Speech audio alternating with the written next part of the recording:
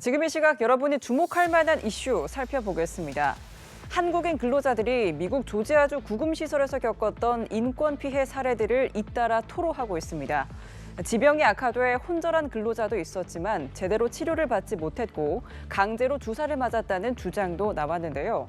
이렇게 인권 침해 정황이 속속 드러나고 있는 가운데 외교부는 피해 사례를 조사해 미국 측에 문제 제기를 할 방침입니다. 송채은 기자의 단독 보도입니다. 미국 조지아주 구금시설에 갇혔을 당시 근로자의 손목 사진입니다. 체포 당시 열에 달구어진 수갑이 채워지면서 붉게 화상 자국이 생겼습니다. 당시 구금됐던 근로자들은 이런 상처를 입은 사람이 한둘이 아니라고 했습니다. 또 다른 인권 침해 증언도 잇따랐습니다. 제대로 된 문진도 없이 구금시설에서 강제 접종이 이루어진 정황도 제기됐습니다. 근로자 A씨는 정식 입소 전 건강 상태를 체크하는 과정에서 모든 검사를 거부했음에도 시설 관계자에 의해 강제로 결핵 주사를 맞았다고 주장했습니다. A씨는 주사를 맞은 이후 피부가 부어올라 굉장히 불안했다고 털어놨습니다. 팔에 주사 맞아서 좀 부풀어 올랐던 친구가 저희 친구 중에도 한 명 있었던 걸로 제가 기억을 하는데 뭔지 모르고 맞았다고 그랬어요. 그러니까 주사바늘로 왼쪽 팔목 쪽 위에 쪽에다 찔렀다고 하더라고요. 구금됐던 동료 근로자가 지병 악화로 쓰러지는 일도 있었습니다. 근로자들의 증언을 종합하면 당시 실려나간 근로자는 수면장애를 앓고 있었는데 구금 사태를 겪으며 증세가 심해졌고 결국 호흡곤란으로 이어졌습니다. 이를 본 C씨가 직원들을 불렀지만 직원들은 조치를 취하기는커녕 가만히 지켜만 보고 있었다며 당시 상황을 전했습니다. 구금시설에서의 인권 침해 정황이 속속 드러나고 있는 가운데 외교부는 피해 사례를 조사해 필요시 미국 측에 문제 제기할 방침입니다. 연합뉴스TV 송채은입니다. 고 이재석 경사 사망 사고와 관련해 당일 근무일지가 허위로 작성된 것으로 드러났습니다. 이외에도 규정을 어긴 정황이 속속 드러나고 있는데요. 이 경사 실종 이후 대응도 미진했던 것으로 확인되고 있습니다. 실종 후 실질적인 구조 장비가 투입되기까지 40분 가까이 소요된 것으로 파악됐는데요. 해경은 은폐 의혹이 제기된 경찰서장과 파출소장, 담당 팀장을 대기 발령 조치했습니다. 한웅희 기자입니다. 이재석 경사와 함께 근무한 동료들은 사고 당일 상부로부터 6시간 휴게 시간을 지시받았다고 얘기했습니다. A 팀장 지시에 의해 고 이재석 경사 사고 전날 20시부터 사고 당일 오후 2시까지 6시간 휴게를 지시받았고 나머지 4명 인원은 사고 전날 21시부터 사고 당일 오후 3시까지 휴게를 지시받았습니다. 하지만 근무 일지는 달랐습니다.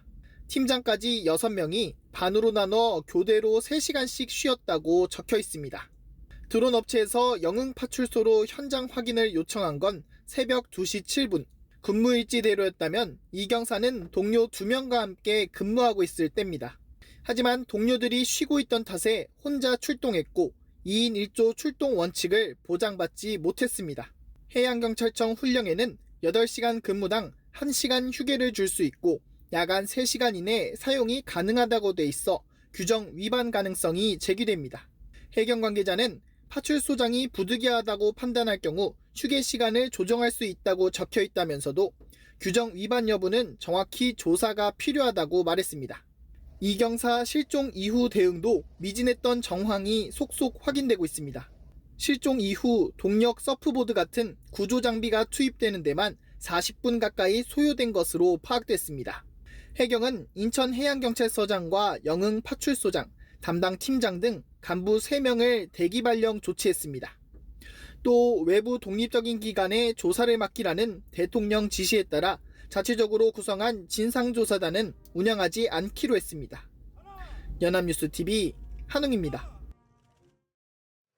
지난 5월 서울 지하철 5호선 열차에 불을 지른 혐의로 재판에 넘겨진 60대 남성에게 징역 20년이 구형됐습니다. 검찰은 테러에 준하는 살상 행위라며 대비가 조금이라도 지체됐더라면 큰 인명피해가 발생할 수 있었던 만큼 중형 선고가 불가피하다고 밝혔습니다. 차승은 기자입니다. 주말 아침에 지하철 열차 안. 승객들 사이 한 남성이 가방에서 휘발유를 꺼내더니 열차에 뿌립니다. 놀란 승객들이 황급히 도망치며 열차 안은 아수라장이 됐습니다. 순식간에 열차 안은 불길로 가득 찼고 연기는 옆 칸을 덮쳤습니다. 지난 5월 서울 지하철 5호선 열차 안에서 불을 질러 승객들을 살해하려 한 혐의로 재판에 넘겨진 67살 원모 씨. 검찰은 원 씨에게 징역 20년형을 구형했습니다. 또 전자장치 부착명령 10년과 보호관찰 3년을 내려달라고 재판부에 요청했습니다. 검찰은 이혼 소송 결과에 대한 불만이라는 지극히 개인적 동기로 한강 및 터널을 이동 중인 열차에 불을 질러 무고한 탑승객의 생명과 사회 안전을 위협했다고 지적했습니다. 이어 조금만 대피가 지체됐더라도 큰 인명피해가 발생할 수 있었다는 점에 비춰 중형 선고가 불가피하다고 강조했습니다. 당시 승객 23명이 연기를 흡입하는 등 부상을 입었고 열차 소실 등으로 3억 원 이상의 재산 피해가 발생했습니다. 원 씨는 이혼 소송 결과가 자신에게 불리하게 나오자 사회적 관심을 끌기 위해 방화를 결심한 것으로 조사됐습니다. 원 씨는 최후 진술에서 하고 싶은 말이 없다며 반성하고 있다고 말했습니다. 원 씨 측 변호인은 원 씨가 자백하고 반성하고 있고 화재가 조기에 진화돼 피해가 크지 않은 점을 고려해달라고 선처를 호소했습니다. 1심 선고 공판은 다음 달 14일 오전 10시에 열립니다. 연합뉴스TV 차승은입니다. 녹용을 얇게 자른 절편을 불법으로 제조, 판매, 유통한 일당이 적발됐습니다. 해당 녹용은 러시아와 뉴질랜드산 녹용으로 무려 41억 원어치, 이미 상당량이 전국에 판매되는데요. 모두 의약품 제조 허가 없이 비위생적인 곳에서 불법으로 만들어진 겁니다. 이런 불법 제품을 잘못 먹으면 오히려 건강을 해칠 수 있습니다. 최덕재 기자입니다. 식품의약품안전처 특별사법경찰이 한 제조시설에 들이닥칩니다. 가득 쌓여있는 박스 중 하나를 열었더니 녹용이 가득합니다. 모두 불법적으로 절편을 만들기 위해 준비한 것들입니다. 원물 여기 있는 게 원물이에요? 이게 한 40kg 돼요? 요즘 됐어요. 이렇게 들어온 거예요, 원물로? 이렇게 들어서 이제 썰어 달라고 온 거예요. 이대로 불에 검게 그을려 얇게 펴내면 절편이 완성되는데 원래 기력 회복과 면역력 강화를 위해 한약재로 쓰이곤 합니다. 문제는 의약품 제조업 허가가 불가한 비위생적인 장소에서 만들어졌다는 겁니다. 중금속 등이 들어있는지 확인도 제대로 안 돼 있습니다. 우리 몸에 중금속이 쌓이면 암으로 이어지거나 간에 치명적인 문제를 일으킬 수 있습니다. 일반적인 해약제들은 GMP 시설을 통해서 출하가 되고 있거든요. 무허가 이 녹용 절편 같은 경우는 중금속이라든지 아니면 위해성이 있는지 판단이 안 된 상태에서 출하가 되는 거죠. 이번에 적발된 일당은 2021년 10월 11일부터 올해 4월 17일까지 녹용 절편 7,917kg을 제조하고 이 중 6,429kg, 약 41억 7천만 원어치를 전국 의약품 제조업체와 의약품 도매상 등 27곳에 판매한 것으로 드러났습니다.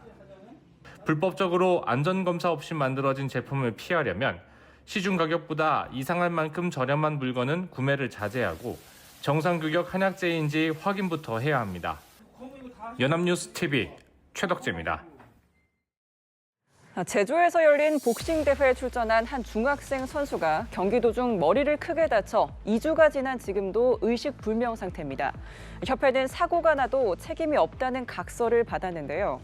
이에 대해 대한체육회는 일반적이지는 않다면서도 다만 각 협회별로 세부 규정이 달라 이 부분도 들여다보고 있다는 입장을 밝혔습니다. 이초원 기자의 단독 보도입니다. 지난 3일 제주에서 열린 대통령배 전국시도 복싱대회. 중학교 3학년 조현호 군이 경기도 중 상대방의 펀치를 맞고 휘청이더니 그대로 링 위로 쓰러집니다. 병원으로 이송돼 두개골 절제술까지 받았지만 사망 가능성이 높다는 진단과 함께 열흘이 지난 지금도 의식을 되찾지 못하고 있습니다. 조군 부모는 사고 경위를 알아보다 석연치 않은 점들을 발견했습니다. 대회 출전을 위해 필요한 책임 각서에는 대회 중 발생하는 사고나 부상에 대해 지자체나 복싱협회 등이 책임지지 않는 것을 동의한다고 적혀 있는데 보호자란 사인은 아이가 직접 했습니다. 대회 요강에는 이 사실을 선수는 물론 법적 책임자에게 주지시키고 고지해야 한다고 되어 있지만 부모는 사고 후에나 알게 된 내용입니다. 결국 사고가 나도 그 누구에게도 책임을 물을 수 없다는 결론이 됩니다. 책임이 없다는 조항이 들어있어요. 근데 저나 저희 아들 친구 부모님이나 이런 부분에 대해서 들은 바도 없고 본 바도 없는 거죠. 협회 측은 직접적인 타격이 있는 종목이어서 면책각서를 받고 있다며 이미 30년 넘게 받고 있는 각서라고 말했고, 대한체육회는 일반적이지 않다면서 다만 각 협회별로 세부 규정이 달라 이 부분도 들여다보고 있다고 말했습니다. 대회장에서 약 10km 떨어진 병원으로 가는데 30분 이상 걸린 것도 이해할 수 없는 대목입니다. 앰뷸런스에 실으려고 하니까 그 코치가 처음에 좀 만류를 하더라고요. 별거 아니라는 식으로. 그 사이렌을 좀 켜고 갑시다. 사이렌도 켤 줄 몰라요. 사고 당일 선수의 컨디션을 지켜보고 경기에 기권 패등을 선언하는 세컨드 코치는 조군과 한 번도 훈련해본 적 없는 코치였습니다. 이번 사고를 두고 대한복싱협회는 선수의 회복을 위해 최대한 지원하겠다고 밝혔지만 아이는 여전히 열흘째 눈도 뜨지 못하고 있습니다. 연합뉴스TV 이초원입니다.